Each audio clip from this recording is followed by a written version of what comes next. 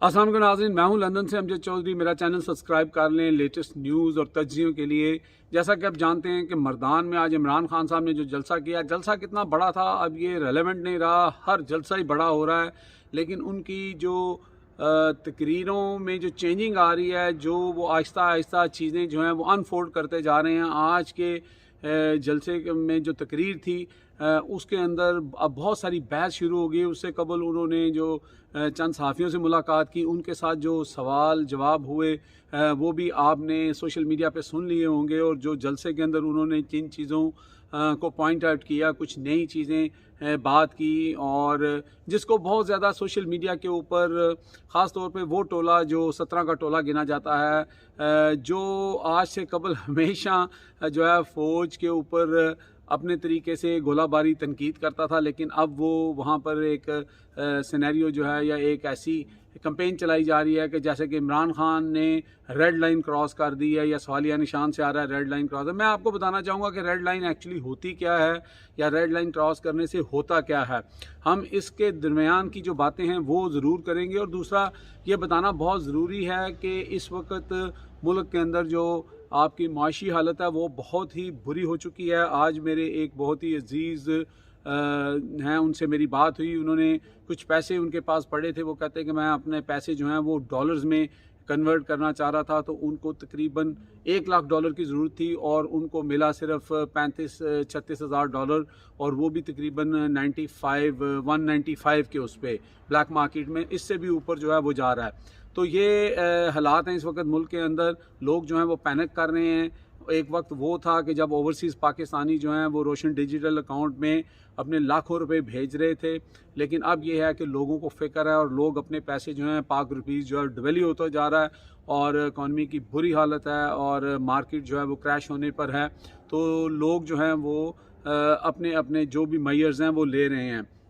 अब हम आते हैं कि ख़ान साहब की आज की जो तकरीर थी उसके अंदर जो सवालात थे, मैं ईच सवाल का जवाब नहीं दूंगा। मैं उसका जो एक यानी कि टाइम फ्रेम के अंदर रहते हुए सिर्फ उसका जो क्रक्स है वो हम बयान करेंगे कि दरअसल ख़ान साहब ने क्या कहा। एक तो ख़ान साहब ने वहाँ पे जब बात की कि यहाँ पर मैंने इस्टेब्लिशमेंट को या मुक़्तदर हलकों को ये पहले से बता दिया था कि हमारी इकॉनमी जो है वो कोरोना से सर्वाइव कर गई है, बाकी चीज़ों से सर्वाइव कर गई है, अब ये उठान की तरफ जा रही है। अगर आपने कोई एक्सपेरिमेंट किया तो ये मुल्क के लिए बेहतर नहीं होगा। अब इसको अगर ऐसा उन्होंने कहा था तो इसमें रेड लाइन कहाँ से क्रॉस हो रही है, क्योंकि ये रेड लाइन क्रॉस करना या ना करना ये आप लोगों ने डिसाइड करना है। फिर उन्होंने कहा कि जनाब उन्होंने करप्शन के हवाले से कहा कि ऐसे लगा कि जैसे हमारे मुक़्तदर हल्के हैं जो करता धरता हैं, उनके लिए करप्शन कोई मसला ही नहीं है। और एक जगह उन्होंने सहाफ़ियों से बात करते हुए ये भी कहा कि उन्होंने कहा छोड़ें करप्शन को, आप मईशत पे ध्यान दें और मुल्क को जो है वो माशी तौर पर स्ट्रॉन्ग करें, बाकी करप्शन हमारा लोगों या मुल्क का मसला नहीं है। जहाँ पे इमरान खान ने ये ज़रूर कहा कि किसी का है या नहीं है, मेरा ये मसला ज़रूर है कि मैंने करप्शन के ख़िलाफ़ ही वोट लिया और मैं करप्शन पे बात करूँगा। अब ये बड़ा एक इंटरेस्टिंग सवाल यहाँ पे है। नंबर 1 तो मैं शुरू करूँगा रेड लाइन जो है वो कैसे क्रॉस होती है।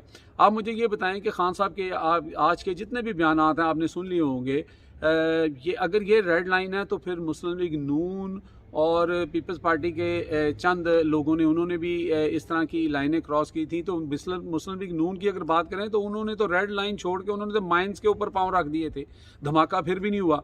तो वो कहते हैं ना कि जिन्ना तिलंच तेल कोई नहीं। तो बात ये है कि ये चीज़ अब कैसे ये कह सकते हैं कि ये रेड लाइन है कि जब आप वो लोग जो इस वक्त हुकूमत कर रहे हैं, जिनके भाई को इस वक्त हुकूमत मिल गई है, जिनके ऊपर करप्शन के केसेस थे, सारा कुछ था, उसके बावजूद उन्हें हुकूमत मिल गई। वो उनकी जो भतीजी हैं मरियम नवाज साहिबा जो हैं, वो अपने जलसों के अंदर जब नारे लगवाती हैं कि ये जो दहशत गर्दी है इसके पीछे वर्दी है, फिर वो कहती हैं कि नारे लगते हैं कि एक तनहा लड़की से बंदूकों वाले डरते हैं, तो वो कहती हैं हाँ डरते हैं। फिर इसके अलावा बहुत सारी और चीज़ें हैं। फिर मियाँ मोहम्मद नवाज शरीफ साहब की जो बातें हैं वो कहते हैं याद माजी अजाब है, या रब छीन ले मुझसे हाफजा मेरा। मैं आपको क्या क्या याद कराऊँ, 20 दफ़ा तो ये चीज़ें बता चुका हूँ कि यहाँ पर असम्बली में खड़े होकर ख्वाजा आसफ ने जो कहा कि जनाब इन्होंने 71 की जंग हारी, इन्होंने 65 की जंग हारी, और इन्होंने फिर भी ये सीने चौड़े करके जो है वो कहते हैं कि जनाब हमें बजट दिया जाए, हमें ये किया जाए। इन्होंने किया क्या है? नवाज शरीफ साहब जो कहते हैं कि बुख्ती को इन्होंने मारा, बेनज़ीर भुट्टो जो हैं उन्होंने अपने ख़त में इनके नाम लिखे और फिर उन्होंने कहा बाजवा तुम इस सारे गन के ज़िम्मेदार हो, बाजवा तुमने ये किया है, फैज़ हमीद तुमने ये किया है। तो भाई कौन सी रेड लाइन? जब नाम ले लेके जो लोग कह रहे थे उस वक्त तो किसी को रेड लाइन याद नहीं आई, और उनको रेड लाइन जिन्होंने क्रॉस की थी उनको तो प्लेट में रख के जो है वो हुकूमत दे दी गई। तो लिहाजा एक छोटी सी बात यहाँ पे ये बतानी है उन तमाम लोगों को जो रेड लाइन कर रहे हैं कि नवाज़ शरीफ के साथ, जो मैं ये नहीं कह रहा कि उनके सपोर्टर नहीं है, लेकिन उनके सपोर्टर जो हैं वो बेस करते हैं बिरयानी की देगों के ऊपर और जनाब कीमे वाले नानों के ऊपर। वो कभी भी बाहर निकलने वाला क्राउड उनका नहीं है। लेकिन इमरान खान के साथ एक छोटा बच्चा जो है वो रो रो के अपने दिल पे हाथ रख के वो कहता है कि मैं नहीं मिलूंगा इमरान खान से तो मैं मर जाऊंगा, और इमरान खान से मिला, और आज उसकी शर्ट के ऊपर जो इमरान साहब ने साइन किए हैं उसको किसी ने 2 करोड़ लगा दिया, किसी ने 3 करोड़ लगा दिया उसका। तो इमरान खान के साथ इस वक्त दुनिया है, आधा से ज़्यादा पाकिस्तान उनके साथ है। वो चाहे हमारे फ़ौजी हैं, चाहे हमारे सिपाही पुलिस वाले हैं, चाहे हमारे दूसरे सरकारी लोग हैं, वो सब लोग इमरान खान की जो इस आज़ादी मार्च है या आज़ादी की जो तहरीक है उसका हिस्सा बनते जा रहे हैं। छोटे छोटे बच्चे घरों के अंदर इमरान खान डिस्कस हो रहा है, आपके टीवी चैनल्स के ऊपर जो इमरान खान का जलसा दिखाते हैं उनकी रेटिंग कहाँ पे चली जाती है। तो इतने ज़्यादा लोग जो हैं वो इमरान खान के साथ हैं। तो इमरान खान अगर रेड लाइन क्रॉस करना चाहता, जो ज़ुबान मुस्लिम लीग नून के लीडर बोलते रहे, जो कुछ उन्होंने जजेस के बारे में बोला, जो लोग कहते थे कि जनाब यहाँ जजेस की औलादों के लिए ज़मीन तंग हो जाएगी, क्या कर लिया उसका? इतने केसेस हुए जो इमरान खान ने कहा कि नैब जो है वो कॉम्प्रोमाइज़ था, इस तरह का कि उन्होंने कोई जो उन पे इन्फ्लुएंस रखते थे, नैब ने उनके जो है सही तरह काम नहीं किया, वरना 6-7 लोग को अगर कन्विक्ट किया जाता, सज़ा सही तरह दी जाती। माँ सवाए एक नवाज़ शरीफ को वो जो है वो आपने, चूँकि बात यहाँ पर यह है कि जिन हलकों को अगर नवाज़ शरीफ की शक्ल पसंद नहीं है, इमरान खान की शक्ल पसंद नहीं है, वो उनको कटहरे में ला के खड़ा कर देंगे। 5-5 साल, 20-20, 30-30, 40-40 हज़ार जो है फाइलें, पेपर जो हैं वो अदालत में पेश किए जाएंगी, उनको चोर और उनको जो है वो बदनवान का उनके ऊपर दबा लगेगा, फिर उनको जनाब सज़ा दिलवाई जाएगी। और फिर जनाब क्या होगा कि थोड़ा सा वो गोलाबारी करेंगे, वो लाइनें क्रॉस करेंगे, फिर जब उन्हीं के लोग जो हैं या उन्हीं के भाई को ला के फिर बिठा दिया जाएगा। तो लोग इस चीज़ से बदज़न हो चुके हैं। असल वजह यह है कि लोगों की एक बहुत बड़ी तादाद इस वक्त जो इमरान खान के साथ है, उसकी सबसे बड़ी रीज़न ये है। दूसरी तरफ हम बात करेंगे कि जो स्टैब्लिशमेंट के जिन भी लोगों ने इमरान खान साहब से ये कहा कि जनाब ये जो करप्शन है ये हमारे सोसाइटी का मसला नहीं है, तो किसी हद तक उन्होंने बिल्कुल ठीक कहा।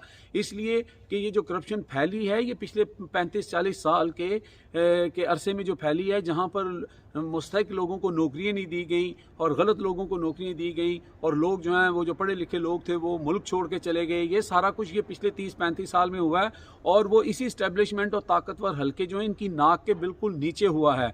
इसलिए उनको पता है कि इसका अवाम को कोई फ़र्क नहीं पड़ता, अवाम सोई हुई थी, लेकिन अब सूरत हाल डिफरेंट है। इसीलिए मुस्लिम लीग नून के जो इस वक्त CM हैं वो बच्चों के स्कूल में जाके कहते थे, बच्चों करप्शन कोई बुरी चीज़ नहीं होती है, करप्शन करना, छोटा मोटी करप्शन करना पाकिस्तान में अगर लोग करते हैं तो ये इससे कोई फ़र्क नहीं पड़ता। ये चीज़ मैं बारहा बता चुका हूँ। तो इसलिए ये बात अपनी जगह बिल्कुल ठीक है कि करप्शन हमारी कौम का मसला नहीं है। मुझे एक वाक़या याद आ जाता है, हमारे एक भाई के घर के साथ हमसाए थे, तो उन्होंने उनको बताया एक दफ़ा अपने घर में कोई उन्होंने मजहबी रसूमात वहाँ पे रखी हुई थी, तो अलबत्ता उन्होंने वहाँ पे कुछ लोगों को बुलाया हुआ था, ऊपर का हॉल पूरा उन्होंने उसी काम के लिए रखा हुआ था जहाँ पे इबादत होनी थी, और बड़ा उन्होंने मतंजन और छोटे गोश्त जो है वो देसी घी में बनाया हुआ था, बड़ा ज़बरदस्त माहौल था।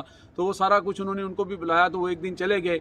तो कुछ दिन बाद वो उनको बाहर मिले, वो मेरे जो कज़न ब्रदर थे वो परेशान थे। उन्होंने कहा, हाथ में बिल पकड़ा हुआ था, उन्होंने कहा जी इतना ज़्यादा बिल आ गया है और मैं इसका क्या करूं। तो उसने कहा जी मैंने तो आपको कितनी दफ़ा कहा कि आप मेरे वाला काम कर लें, तो वो जो है वो अपना मैं मीटर रीडर को इतने पैसे देता हूं और मेरा बिल इससे ज़्यादा नहीं आता।